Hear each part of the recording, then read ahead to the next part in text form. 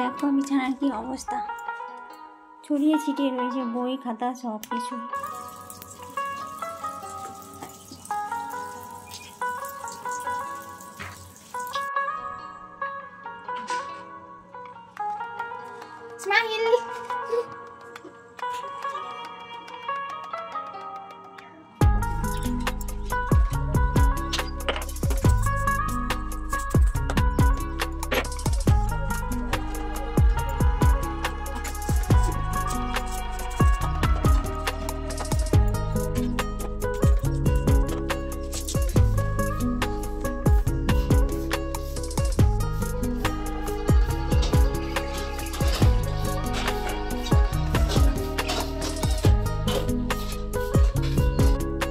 Good morning বন্ধুরা, welcome back to my channel. আমি Sabita Kohli world blog চ্যানেলে তোমাদের সবাইকে অনেক অনেক স্বাগত আর ভালোবাসা জানিয়ে ব্লগটা শুরু করছি। আজ হচ্ছে সোমবার, এখন ঘড়ির কাঁটায় কটা বেজেছে, মানে 11টা। তো সকালে ভিডিও বানাতে পারিনি, তো মেয়ের পরীক্ষা চলছে তো, আর খুব তাড়াহুড়োর মধ্যে থাকি, সেই জন্য ভিডিও বানাতেই ভুলে যাই। আর একা হাতে সব কিছু করতে হয়, তো তাই। তো এখন যেহেতু মেয়ে স্কুল চলে গেছে, তো স্কুল বলতে এখন পরীক্ষা চলছে, পরীক্ষা দিতে চলে গেছে।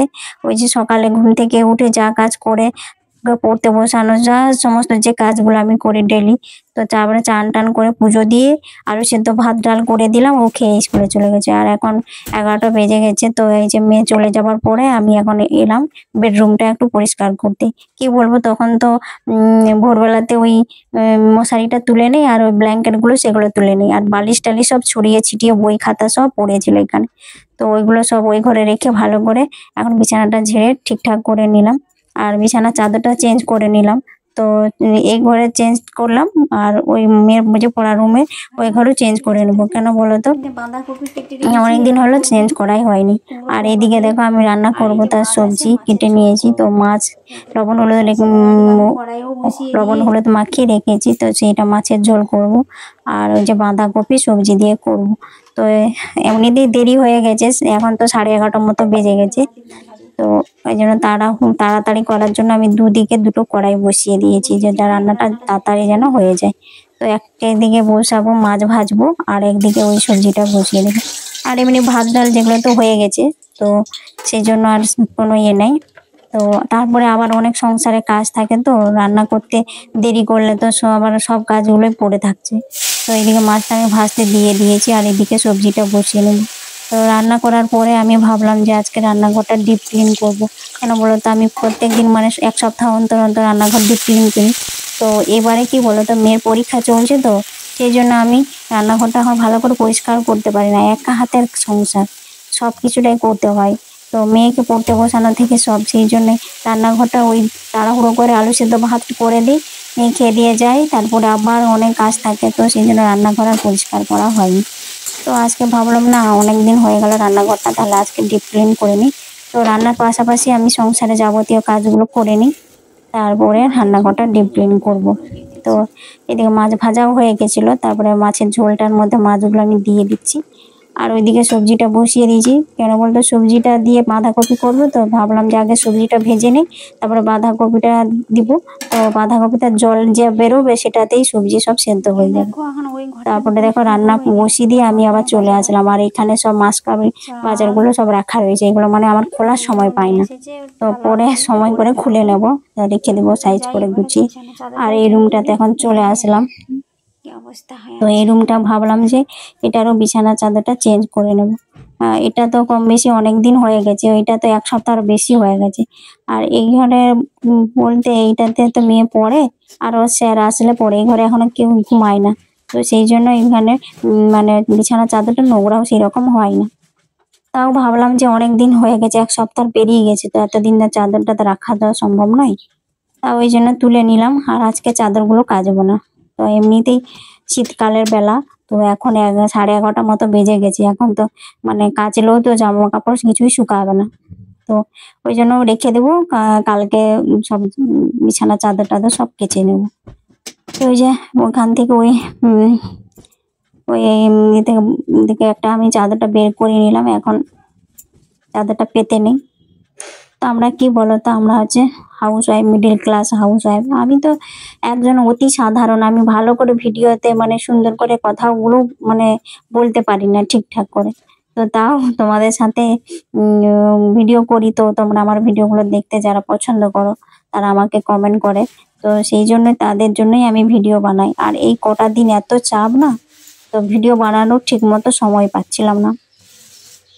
তো ঘরে বিছানাটা ঠিকঠাক করে সাইজ করে গুছিয়ে চলে আসলাম রান্নাঘরে। আর রান্নাটা আমার হয়ে গেছে, তো ভাবলাম যে রান্নাঘরে ডিপ ক্লিন করবো। তাই এদিকে দেখো, এই রান্নার গ্যাসের কাছে মানে ওভেনটার কাছেই আমার এই ঝুড়িটা থাকে। এর মধ্যে ওই ডেলি প্রতিনিয়ত যেই মশলা কুটো এগুলো সেগুলো তেল মশলা যে ব্যবহার হয়, তো সেই জন্যই এই ঝুড়িটা আমি রাখি। তো এই ঝুড়িটা দেখলাম যে একটুখানি ভালোই তেল চিটচিট লেগে গেছে। তো এটাকে আমি কি করলাম, একটু ভিম জেল দিয়ে ভালো করে স্কচ ব্রাইট দিয়ে ঘষে পরিষ্কার করে নিচ্ছি। তো আজকে ভাবলাম যে কলপাড়ে নিয়ে যাব না, তো ওইখান থেকে আমি পরিষ্কার করে একটা শুকনো লাতা দিয়ে পরিষ্কার করে মুছে নেব। আর এদিকে দেখো, এই যে স্ল্যাবটাও ভাবলাম যে পরিষ্কার করব। আর এইটা যে আমাদের স্টাইল বসানো আছে, তো এটাও পরিষ্কার করব যখন, তো ভালো করে পরিষ্কার করি। তো উপর নিচ সব কিছু ভালো করে ডিপ ক্লিন করবো, তো সেই জন্যই করে নিচ্ছি এইভাবে।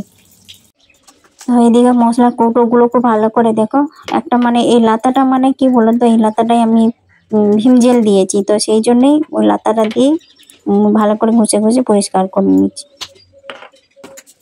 একবার স্কচ ব্রাইট দিয়ে ঘষে নিয়েছি কৌটোগুলোকে, তারপরে এটা দিয়ে আবার ঘষে নিয়েছি। আর একটা শুকনো লাতা দিয়ে পরে মুছে নেব। তো তোমরা তো সবই জানো, আমাদের মতো হাউস ওয়াইফ বা গৃহিণীদের কত কাজ থাকে সংসারে।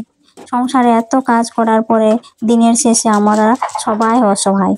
হ্যাঁ, আমাদেরকে কিনা এসে আমাদেরকে বলে তোমরা সারাদিন ঘরে কি করো, কি কাজ করো, রান্না করা খাওয়া ছাড়া আর কোনো কাজ আছে তোমাদের? তো এই কথাগুলো যেমন বলতে এত সহজ, কিন্তু এটা করে একদিন দেখাও তো।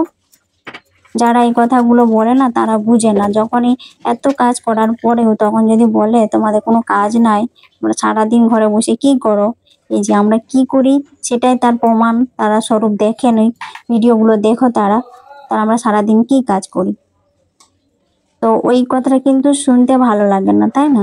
আমাদের হচ্ছে গৃহিণীদের কথা, সারাদিন সংসারে এত A to Z হাজার সংসারে কাজ থাকে, সব করা সত্ত্বেও আমাদেরকে দিনের শেষে অবহেলা, মানে অবহেলা তো করেই, আর গঞ্জনা অপমান করে।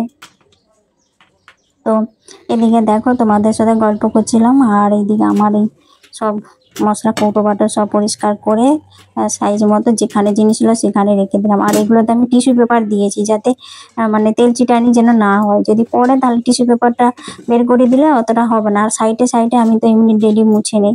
তো এদিকে দেখো, বেশ আমার সব জিনিস সাজানো গুছানো কমপ্লিট তো হয়ে গেছে। আর এইদিকে একটা ছোট্ট দেখে ট্রে নিয়েছিলাম, আর এই দুটো তেলের শিশি দেখতে পাচ্ছ না, এগুলো আমি অনলাইন থেকে নিয়েছি।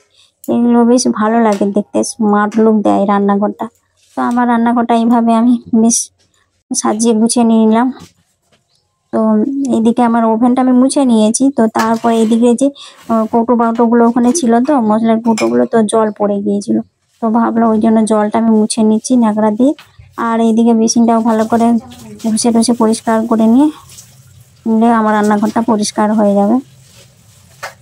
তো আমার ভিডিও দেখতে যারা পছন্দ করো, তো প্লিজ আমাকে লাইক দিয়ে পুরো ভিডিওটা দেখবে। আর যে সকল বন্ধুরা আমার ভিডিওটা সাবস্ক্রাইব করে আমার পাশে থেকেছো তাদেরকে অসংখ্য ধন্যবাদ।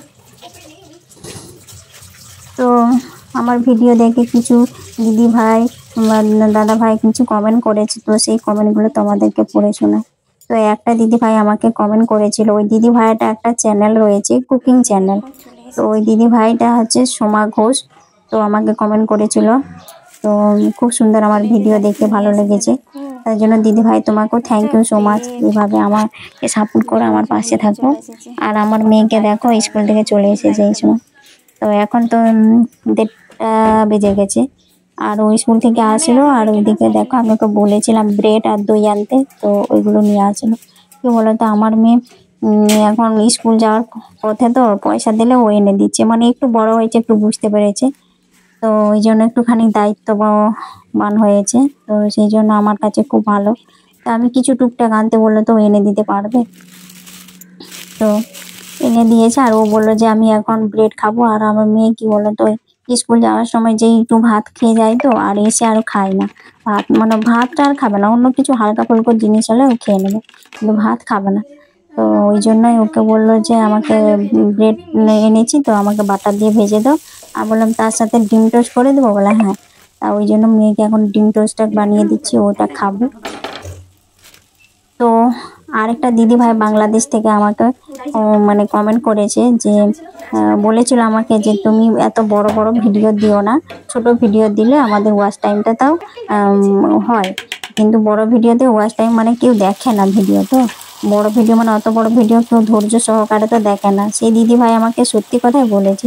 কিন্তু কি বলতো, এই যে সারাদিনের কাজকর্মের ভিডিও তো সেই ছোট করতে করতে দেখবে বড়ই হয়ে যায়। তো সেই দিদি ভাইটা যখন বলেছে তো ওর কথায় এবার এবার থেকে আমি ছোট ভিডিও দেব। তো চেষ্টা করছি ছোট ভিডিও দেওয়ার 10 মিনিটের ভেতরে, কিন্তু আমি 10 মিনিটের ভিডিও করতে করতে আমার সেই 1-2 মিনিট আবার বেড়ে যায়, মানে 11-12 মিনিটের মতো হয়ে যায়। তো এইদিকে মেয়ে ব্রেড খাবে তো ব্রেডটা ভেজিয়ে দিলাম, আর এইদিকে মেয়ে দেখো নিজে সস দিয়ে খায় বলে ওই স্মাইল এঁকে নিচ্ছে। ভিডিওটা এখানেই শেষ করছি, ভালো লাগলে লাইক শেয়ার কমেন্ট এবং সাবস্ক্রাইব করে দিও। ততক্ষণ সবাই ভালো থাকো, সুস্থ থাকো, দেখা হচ্ছে আবার একটা নতুন ব্লগে। ততক্ষণ সবাইকে টাটা বাই।